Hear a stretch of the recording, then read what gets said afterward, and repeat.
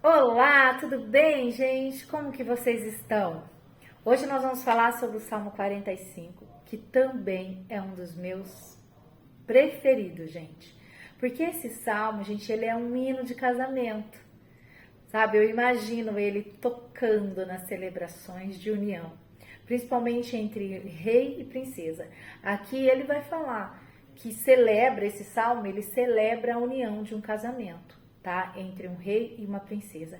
Só que alguns comentaristas afirmam, e eu também acredito nisso, né, pelos estudos que eu fiz, que ele é um salmo messiânico. Então existem partes desse salmo que são totalmente messiânicos, tá bom? Eles vão se cumprir em Cristo e é maravilhoso. E não há dúvida de que em partes também deste salmo vai deixar bem claro qual é o caráter de Cristo, gente, a divina beleza desse caráter, né? Vai falar também como que deve ser os nossos relacionamentos, porque ele serve também para isso, né? Ele vai falar como que é esse amor de Jesus pela igreja, né? Esse casamento entre o noivo e a igreja, Deus e o seu povo. Então é muito legal. Gente, hoje eu vou fazer o seguinte: eu vou lendo cada versículo e vou refletindo aqui com vocês, tá bom? Vou fazer assim hoje. Então vai lá, corre, pega a sua Bíblia. Corre, pega a sua Bíblia, acompanha. Às vezes tem alguma coisinha ou outra, porque a minha é a versão internacional, atualizada, né? Então, qualquer coisa você vai ver que às vezes não bate a mesma palavra, mas tem o mesmo significado, tá bom? Então, vamos primeiro, antes de qualquer coisa, chamar o Espírito Santo, o nosso pastor, presidente, para estar com a gente aqui neste momento, para nos dar sabedoria e entendimento de tudo que nós vamos aprender. Então vamos lá. Fecha os olhos, respira. Tenta deixar sua mente vazia, puxa o ar, se concentra na respiração, ó. Solta o ar que a sua mente tende a esvaziar. Imagine agora que Jesus está bem à sua frente, todo iluminado. E ore comigo. Querido Jesus, obrigada pela sua presença, Senhor. Como transborda o meu coração de amor. Obrigada por estar comigo, por me cuidar, por me proteger. Eu oro no teu nome, no teu poderoso nome e clamo pela presença do Espírito Santo sobre nós. Que a presença do Espírito Santo venha e permaneça sobre cada um de nós, dando sabedoria e entendimento para esse conteúdo, Senhor, que nós vamos aprender aqui agora. Seja a minha voz, não permita que eu coloque o que eu acho, Senhor, e sim o que o Senhor deseja, Pai. Seja o meu pensamento, seja a minha inteligência, seja a minha voz, a minha sabedoria e entendimento. Eu me coloco inteiramente nas suas mãos, Criador. Eu me coloco inteiramente nas suas mãos, Jesus. E é no poder do seu nome que eu clamo que o Espírito Santo visite cada pessoa que está assistindo esse vídeo. Seja em casa, seja no trabalho, seja no carro, aonde for. Que o Espírito Santo preencha esse ambiente. Que você possa sentir a poderosa presença do Criador. Que você possa sentir a presença do Espírito Santo, tirando todas as defesas, para que você possa compreender cada palavra, conforme a vontade do Senhor.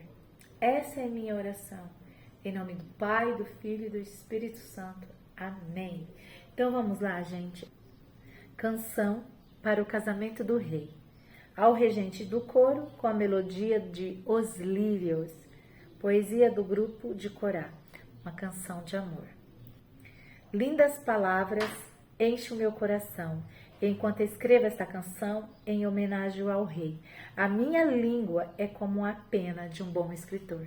Gente, já que nesse versículo a gente percebe o quanto ele está tentando, o autor, expressar o esplendor real, sabe? Então a gente pode perceber que ele está todo inspirado, ele tem uma inspiração divina e ele começa a fazer essa declaração. Ele vai expressando assim, né, o seu fervor em compor essa canção, porque com muita honra para o rei. E isso, gente, mostra que ele tem uma proximidade o quanto o ser humano ele pode estar próximo de Deus, do nosso Senhor, né? Olha que lindo. Então ele já começa praticamente aqui fazendo uma oração. Versículo 2. Ó Rei, o Senhor é o mais bonito de todos os homens e sabe fazer belos discursos. Deus sempre o tem abençoado. Gente, agora esse versículo, ele fala da beleza, da formosura desse rei. Então aqui, gente, a referência é a Jesus, tá? Ele destaca ele entre os homens, que ele é o homem mais bonito dos filhos dos homens, é o filho mais bonito dos homens, né? E ele é abençoado por Deus. Então essa referência vem diretamente falando sobre o caráter de Cristo, que é belo, o caráter divino que se destaca entre todo e qualquer ser humano, tá bom? E sabes fazer belos discursos, tá aqui. E ele fala bem, né? E o que Jesus fazia, gente? O que Jesus fazia? Jesus fazia lindos discursos. Jesus falava por meio de parábolas para que as pessoas pudessem entender. Então mostra aqui a capacidade que ele tinha de governar sua comunicação, a capacidade que ele tinha de interagir com as pessoas. E essa característica do rei, ele reflete também a natureza de Deus, que abençoa e escolhe os seus servos, não apenas por suas habilidades, mas também por sua capacidade de refletir o caráter de Jesus, de refletir o caráter de Jesus. Paulo diz que nós temos que ser imitadores de Jesus.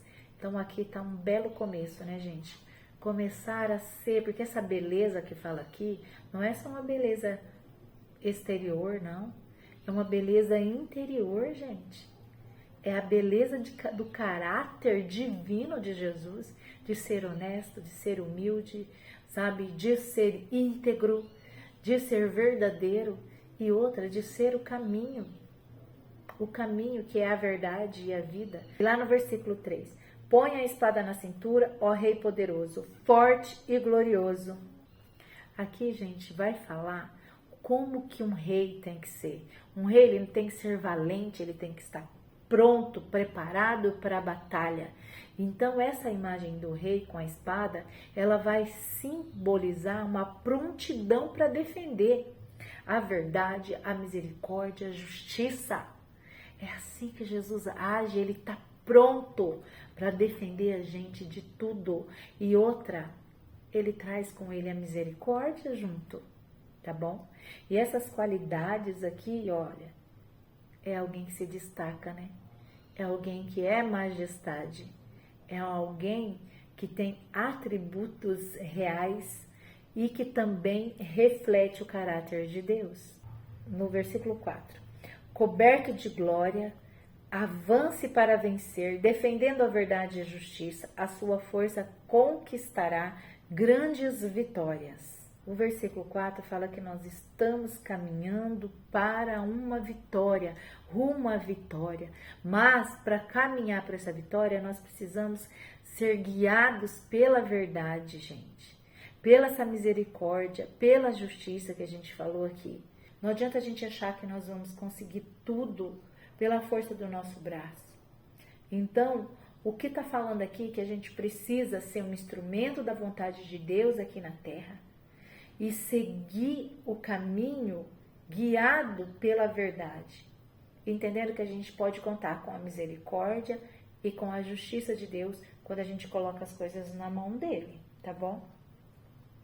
No versículo 5, ó, as suas flechas são afiadas e atravessam o coração dos seus inimigos. As nações caem aos seus pés. Gente, as flechas afiadas que estão falando aqui, que atingem os corações dos inimigos, elas estão mostrando a capacidade do rei de ir lá, porque ele está com o quê? Com o apoio do Criador, com o apoio do Eterno, de destruir e exterminar os seus inimigos.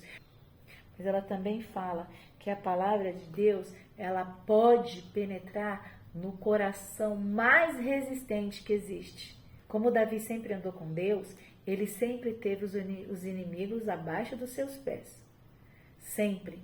O Senhor sempre entregou os inimigos de Israel, os inimigos de Davi, abaixo dos pés dele. Sempre colocou lá, entendeu? E agora a gente tem que entender que isso daqui é uma promessa divina para nós.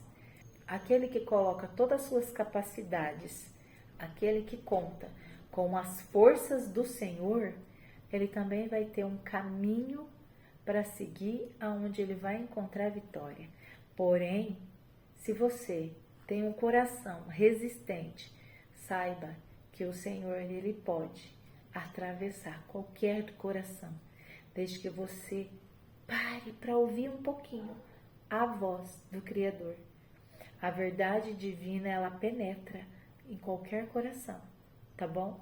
Então, quando fala aqui, olha, as suas flechas são afiadas e atravessam o coração de seus inimigos, tá? E as nações caem aos seus pés. Então, aqui está dizendo, se você é inimigo do Senhor, você vai cair aos pés dele.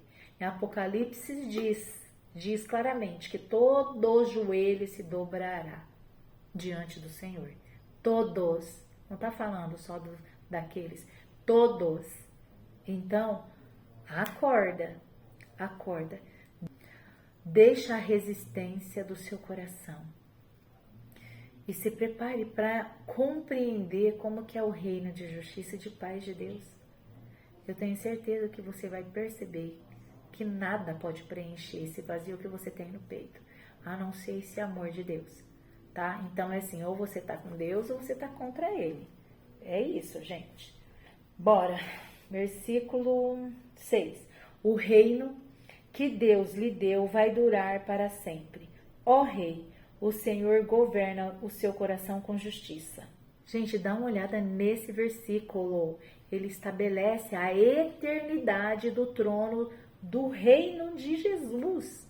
Por que eu falo de Jesus? Eu até notei aqui, ó. Porque esse salmo, esse pedacinho, esse versículo, ele se repete em Hebreus 1. Em Hebreus 1. Eu não sei se eu anotei aqui o versículo, deixa eu ver, 7, 8. Versículo 8, 9. Hebreus 1, versículo 8, 9.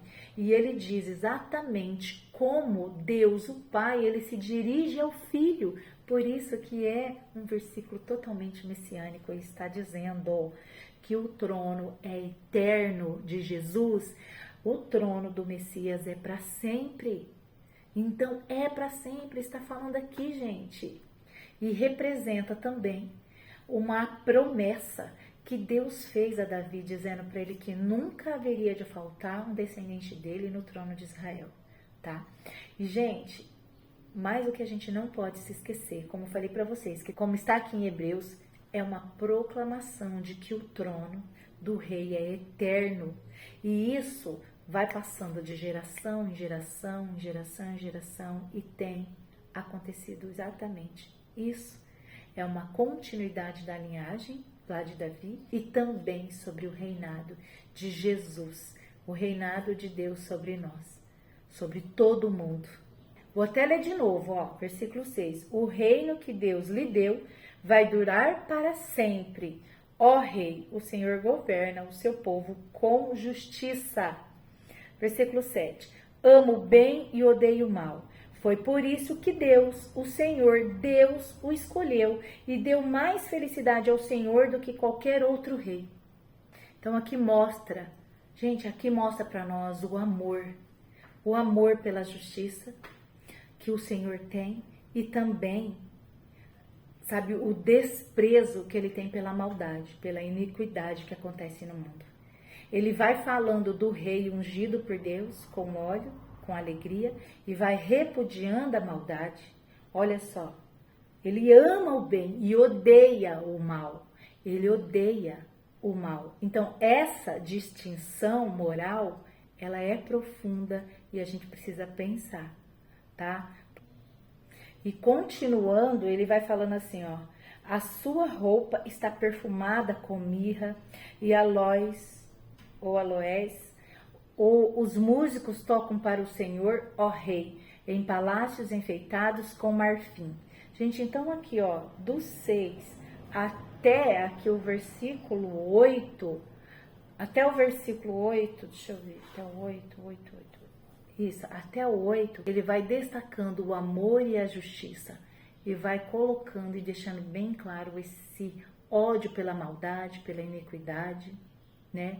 Ele vai mostrando aqui que essa mirra e esse aloés, ou aloés, porque não é aloe vera, tá? Porque eu estudei sobre isso, não tem nada a ver, é diferente. Esse óleo, tá bom? Ele é perfumado e tem também a mirra, né? Então, assim, mirra lembra que um dos reis magos levaram de presente para Jesus a mirra e tudo mais? Então, gente, quando um rei ele era ungido com óleo, com alegria, e as suas roupas elas estão perfumadas com esse óleo, porque ele foi ungido por Deus, com esse óleo da alegria. Então a gente pode olhar aqui, vestes perfumadas também simbolizam pureza, santidade. Versículo 9. Entre as damas da sua corte há filhas de reis, e à direita do seu trono está a rainha, usando enfeites de ouro puríssimo. Bom, então está falando das princesas, né? Então está aqui, ó, sendo uma celebração entre o casamento de um rei com a princesa. E o casamento de um rei com a princesa, em todo o sentido, é um convite à realeza, um convite direcionado à noiva, né? Então elas estavam preparadas, bonitas, né?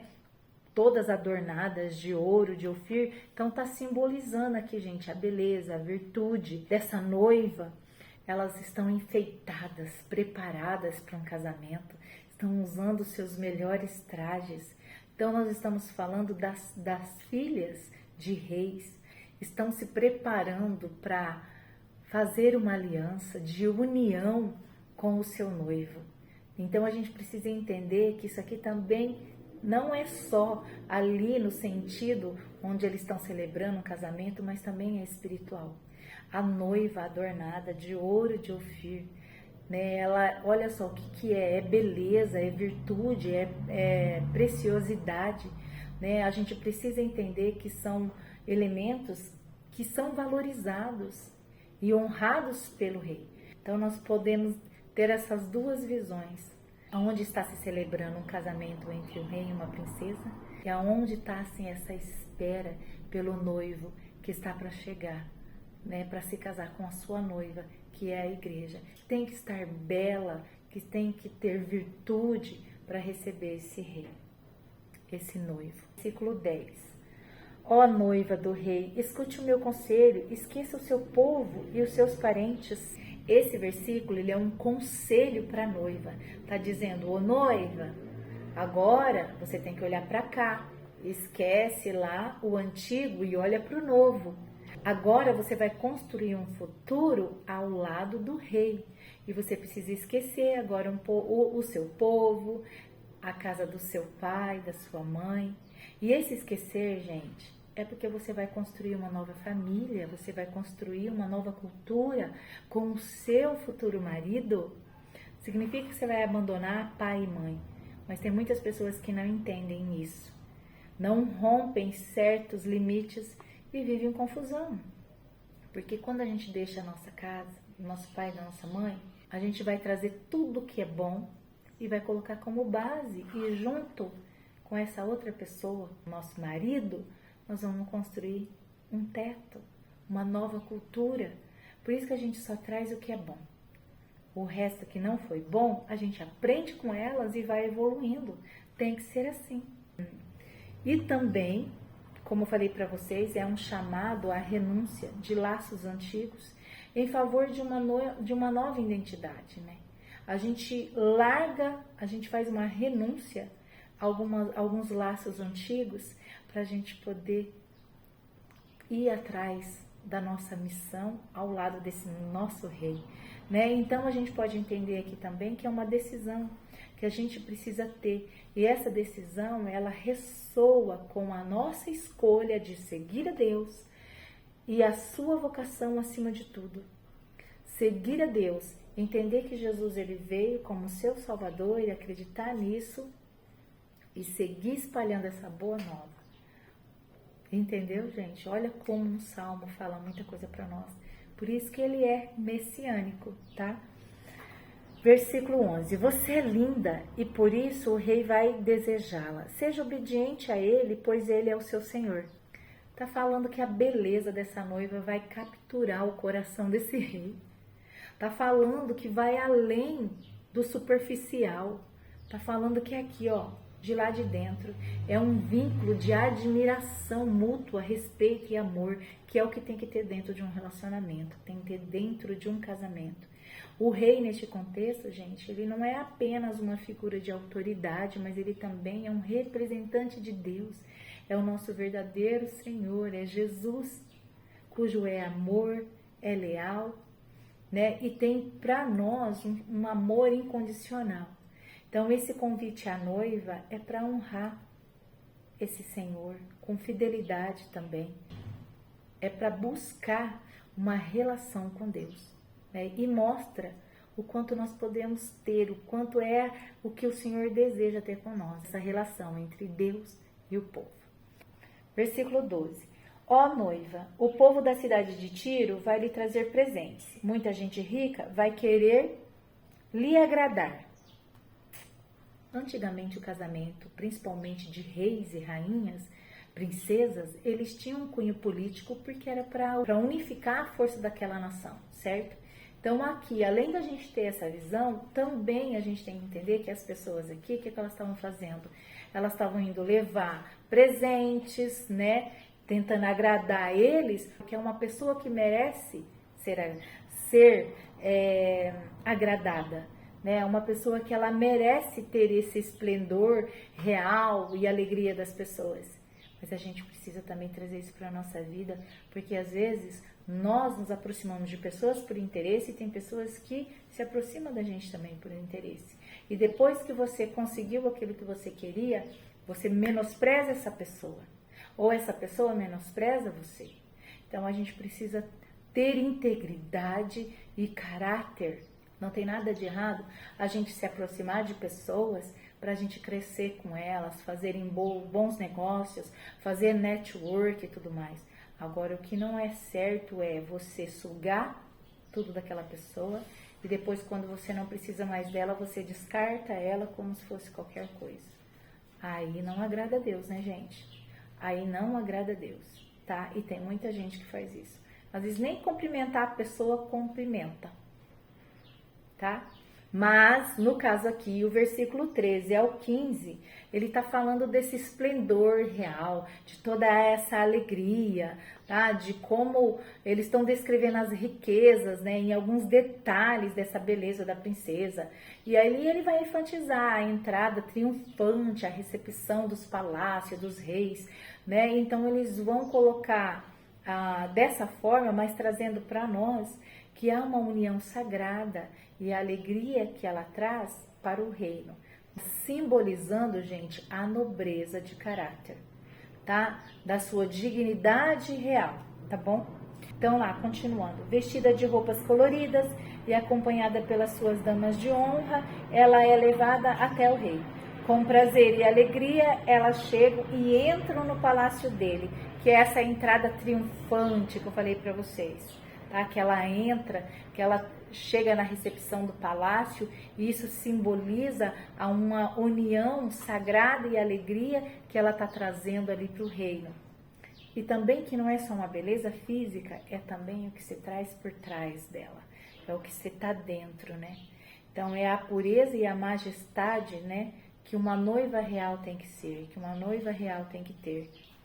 Versículo 16. O rei, ó Senhor, terá muitos filhos, e eles serão reis também, como foram os antepassados do Senhor. E o Senhor, ó rei, os fará governar o mundo inteiro. Aqui no versículo 16, é uma promessa de uma continuidade do rei, né, da linhagem do rei, através dos seus filhos, que ocuparão o trono e sempre serão príncipes por toda a terra. Lembra que eu falei para vocês a promessa que o Senhor fez a Davi? Que nunca faltará um rei para sentar no trono de Israel. Foi uma promessa de Deus para ele. E também do reino trono de Deus é eterno, o trono de Jesus é eterno, por isso que ele é o nosso verdadeiro rei, o rei de todos os reis. Então a gente não pode esquecer disso, gente.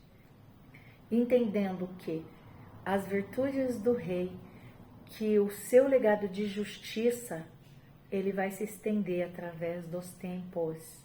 E aquele que andar com Deus e aquele que buscar os seus caminhos, com certeza, vão ter toda a influência desse poder do Senhor, que traz paz e justiça. 17. A minha canção fará com que a sua fama seja sempre lembrada e todos o elogiarão para sempre. Enfim, esses últimos aqui, do 16 e 17, eles estão focando na promessa de um legado duradouro e no reconhecimento eterno das virtudes do rei. E ele fala o quanto que o Senhor será adorado pelas linhagens que vão seguir. E estamos aqui fazendo isso, né? Então, que nós possamos continuar adorando o Senhor. Que a gente possa escolher, sabe, gente? Que a gente possa escolher buscar essa liderança divina na nossa vida. Que a gente possa ter buscar a fidelidade e compromisso com Deus. Que a justiça e a retidão dele vai ser sobre nós.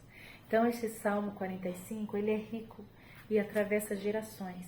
Gente, então nós temos que entender que o Salmo 45, ele nos ensina sobre a soberania de Deus. E que a gente precisa buscar caminhar com ele, para que a gente possa refletir o caráter de Cristo nas nossas vidas.